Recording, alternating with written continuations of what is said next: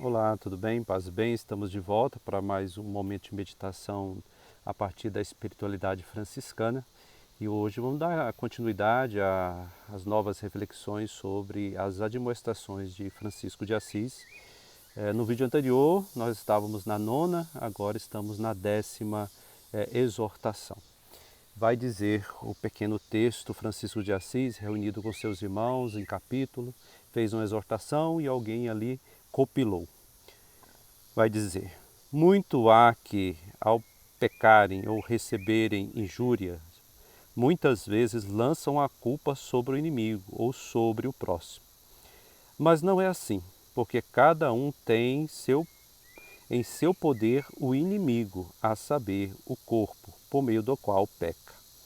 Por isso, feliz aquele servo que sempre mantiver preso em seu poder tal inimigo, que lhe foi entregue sabiamente, se protege dele, porque ao fazer isso, nenhum outro inimigo, visível ou invisível, lhe poderá fazer mal. Eita, aqui levanta várias dúvidas, as questões. Nossa, Francisco ele, dá a entender, parece que ele rejeitava o corpo, ou seja, rejeitava o que é matéria, né? O que vale apenas a alma, o espírito, como se tivesse como uma alma sem uma alma ou espírito sem corpo, né? Não, vamos entender direito, né? Na nossa constituição como seres humanos, é, nós crescemos sendo o corpo, né? Tendo uma identidade sendo o corpo. E nós fazemos o bem e fazemos o mal com este corpo. Só que devido à nossa caminhada, à nossa criação, nós acabamos por reter vícios, né? Então o nosso corpo fica como que viciado. E ele vai repetir esses comportamentos de vícios. Então a nossa condição é assim, né? O que nós precisamos fazer é prestar atenção nisso, né? Como é que nós respondemos aos impulsos que nós temos, que nós, desde criança, né, vai se desenvolvendo e a gente vai fazendo tramóia conosco mesmo. Então, o maior inimigo que nós temos, de certa maneira, somos nós mesmos. É isso que o Francisco está dizendo. Não fica pensando que é o, é, vamos traduzir aqui, que é um inimigo externo, né? Não, somos nós mesmos os próprios inimigos. Presta atenção que a gente vai lembrar da exortação anterior, né, que vai dizer: muitos há que ao pecarem ou receberem injúrias, muitas vezes lançam a culpa sobre o inimigo ou sobre o próximo. Ah, eu fiz isso por causa disso, né, porque o outro me fez levar. O outro está falando isto, mas é culpa dele, né? Mas quem é que toma as decisões, né? Quem é que se entregou aos impulsos egoístas? Somos nós mesmos. E nós fazemos tramóias, né? Eu uso essa palavra.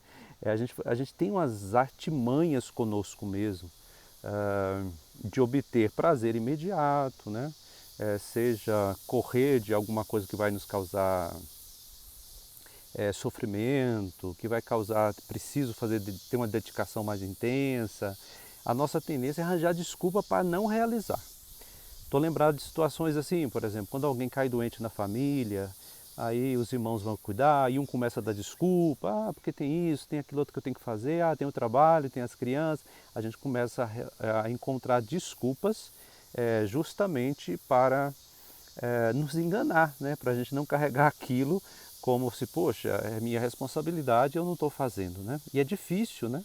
Cuidar de alguém doente, é difícil a gente estar num hospital ou tendo que correr atrás das questões de saúde, né? Mas às vezes, estou dando esse exemplo, mas pode ser tantos outros, né? Pode estar sendo no trabalho e eu acabo jogando a culpa na equipe, jogar a culpa em alguém que eu acho que ele mereça receber alguma culpa, né?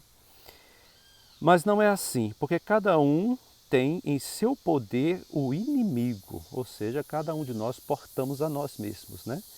Então, assim, esse inimigo que por vezes nós mesmos sabotamos, né? Se chama autossabotagem. E é esse inimigo, né? Aqui Francisco está falando de corpo, mas lembra essa ideia do corpo. Francisco não é um cátaro, né? Os cátaros eram um grupo herético da época que desprezavam totalmente a questão física e corporal e achavam que esse corpo nosso é mau por natureza e não presta, né? Sede de todos os pecados, mas não lia o corpo também como possibilidade de encarnação. Né? Francisco, contrariamente, ele já faz essa leitura. Né? Também, apesar de todas as nossas limitações, nós também podemos, por graça de Deus, agir bem. Né?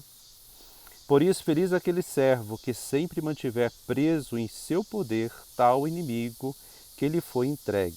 Né?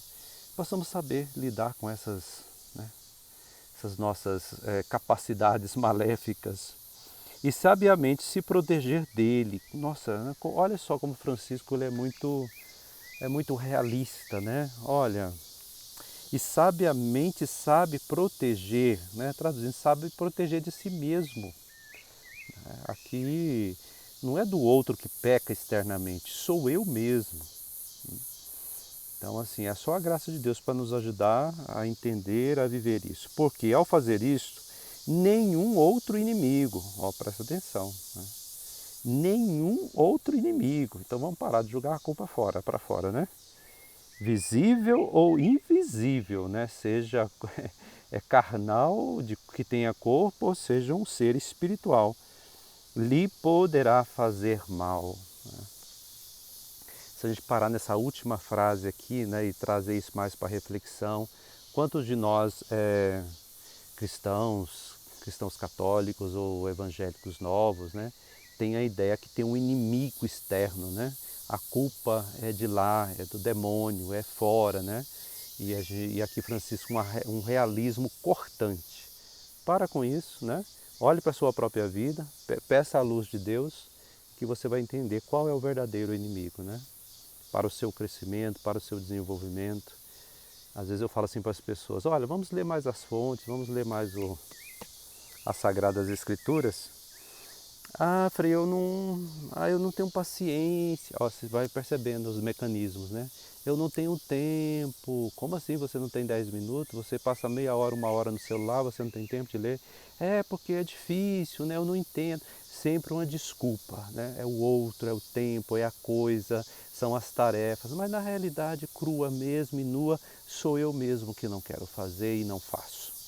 Eu acho que a gente tinha que partir da realidade mesmo, não ficar fantasiando a vida. Né? Sou eu mesmo que tenho isso e não estou fazendo porque eu não quero. Né? Somente aí, a partir de assumir isso, que a gente pode mudar. Né? Porque aí a gente não vai esconder mais da gente, a gente não vai criar uma imagem da gente mesmo e a gente vai encarar a realidade como ela é, como nós somos. Veja só como Francisco é muito realista, né? Para terminar, vamos fazer a leitura mais uma vez, porque merece essa leitura, né? Um trecho tão pequeno, mas tão rico, né, em significados.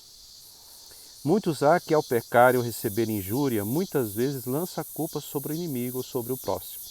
Mas não é assim, porque cada um tem em seu poder o inimigo, a saber, o corpo, por meio do qual peca.